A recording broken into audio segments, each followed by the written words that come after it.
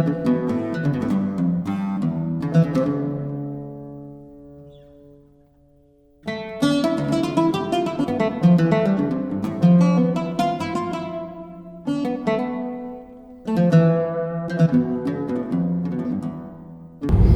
الخير.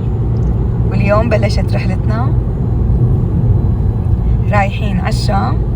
طبعا رحلتنا حتكون طويلة، فحبيت هيك بلش صورها معكم ويلا خلونا نبلش.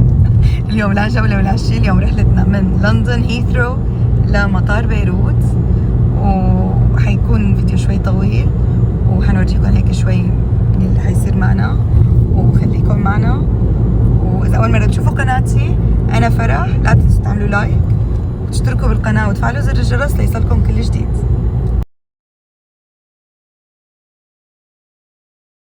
وهلا وصلنا على الطيارة. تخيلوا يعني شو بدي احكي لكم، اليوم صار معنا موقف. عطونا البوردينج باس الي ولا ابني. عملنا تشيك ان نحن الثلاثة، انا وبنتي وابني، بس ما عطونا بوردينج باس لبنتي. فبعد ما وقفنا على السكيورتي رجعنا طلعنا لبرا، ورجعنا استنينا والسكيورتي طويل وقرروا يفتشوا وحاله. بس يلا الحمد لله، it's all worth it، كله بيستاهل. فدا عيون الشام كله بيستاهل، فدا عيون الشام. يلا خلونا نكمل. رايحين اول شيء على القاهرة وبعدين بنكمل لبيروت. واخيرا في حالة استخدام صرنا بالطيارة، يرجى التأكد من ترك أحدكم وخلع الأحذية.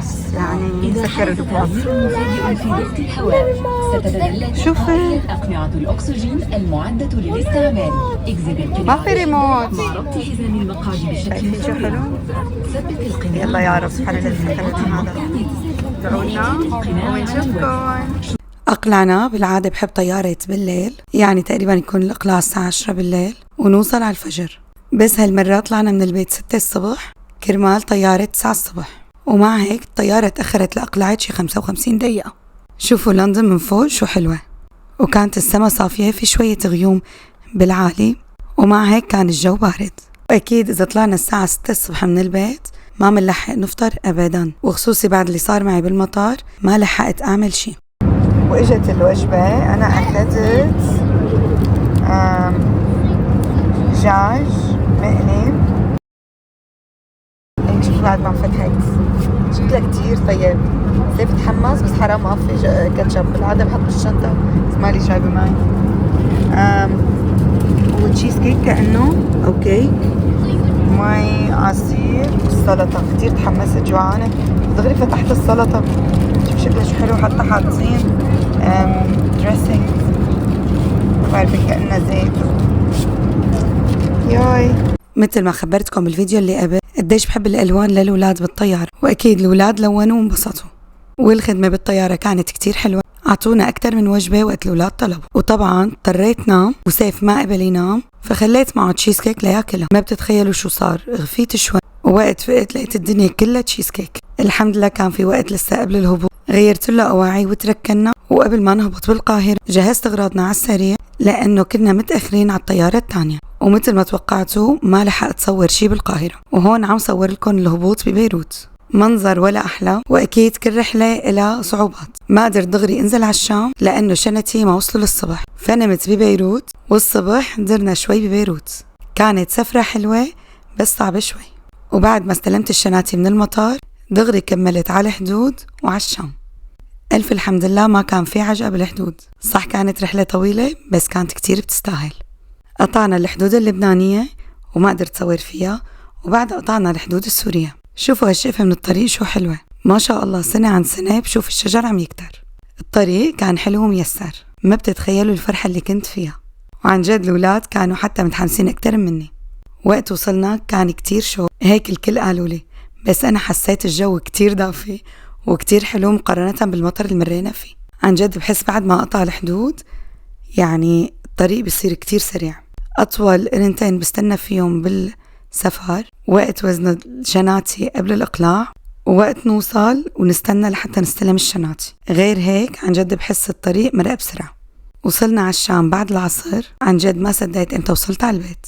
كملنا على المتحلق وبعدين كملنا على البيت. عن جد ما في أحلى من الشام وأجواء. طبعا أول يوم حبيت ارتاح بالبيت مع الأولاد. تعالوا شوفوا تاني يوم وين حبيت أخدكم. بلشنا نهارنا بالدورة بالشام، درنا بالمالكي شوي وبعدها نزلنا على ساحة الأمويين. تعالوا استمتعوا معي بالدورة، وحابة أخدكم على مكان حلو وخبركم عنه.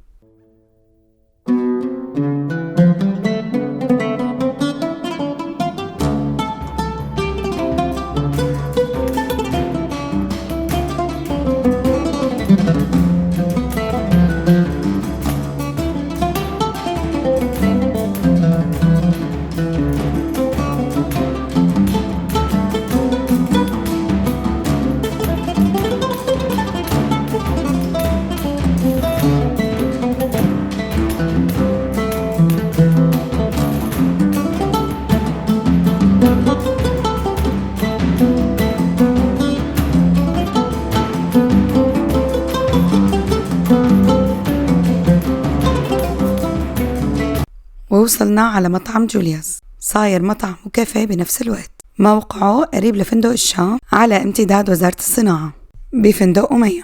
موقعه بوسط الشام وكتير حلو وسهل توصلوا له. خلونا نفوت سوا ونشوف شو في عنده فطور مميز. هلأ كمطعم حجمه كتير كبير بس حلو ورايق كتير. طلبت فطور ل4 أشخاص، وشوفوا التنوع بالأكلات. صحن فول حرة بإصبعه، مناقيش مشكلة، وأكيد قربت لكم الحرة بإصبعه لتشوفوا. والريحة عن جد ولا أطيب، والمسبحة ومخللات وزيتون. واللي لفت نظري الفلافل طريقة تقديمها. وهلأ اكتملت السفرة رح صور لكم إياها كلها. عن جد في تنوع كتير ومناسب لكل الأذواق. وقت رحت كان عاملين عرض كتير حلو ومميز، اكتبولي بالكومنتس لحتى أخبركم شو هو. واللي بيميز هالعرض عندهم إنه إذا حبيتوا تزيدوا أي شي من الموجود على الطاولة فيكن تطلبوا وتزيدوا. دقة الفلافل عن جد كتير طيبة ومميزة، واليالنجي كتير طيب مثل شغل البيت.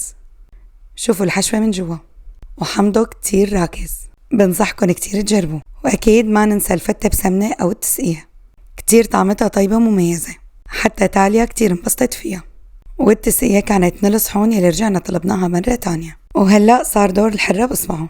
أكلة كتير مشهورة بالشام، عبارة عن عدس مع عجين أو معكرونة وبينحط لها حمض كتير طيبة. العدس كان طيب ومستوي، ومثل مو شايفين كانوا مزينينه بالبصل والخبز المقليين مع الكزبرة والثوم. عن جد مثل شغل البيت. ووصلنا لأطيب طبق عند الأطفال وأكيد الكبار يلي هو الأومليت، كان طيب ومستوي. وهلأ دور الفول. من كتر مو سخن وريحته حلوة حبيت حركه شوي وورجيكم البخار اللي عم يطلع منه. الحمض 10 من 10 وكان كتير مميز. والفول طري ومستوي، يعني من كتر ما كان الأكل طيب بطلت صور وقلت خليني آكل. عن جد باقي الأصناف كلها كانت طيبة، النقانة والمعجنات وكلهم كانوا طيبين. وما بتكمل المعجنات من دون كاسة الشاي. ويوم اللي رحت الحلو كان عبارة عن بانكيك محشي بالشوكولا ومزين بالشوكولا بالحليب والشوكولا البيضة. حلو طيب وكمان خفيف. كان يوم مميز بقضيه بالشام وكتير كان حلو. وأجواء المطعم كانت هادية ورايقة. أكيد لازم تزوروا هالمطعم بالشام وتستمتعوا بالفطور مثل ما استمتعت. وهيك بنكون وصلنا لنهاية الفيديو. لا تنسوا تعملوا لايك وتشتركوا بالقناة وتفعلوا زر الجرس ليصلكم كل جديد. وبشوفكم بالفيديو الجاي. بحبكم كتير، يلا باي.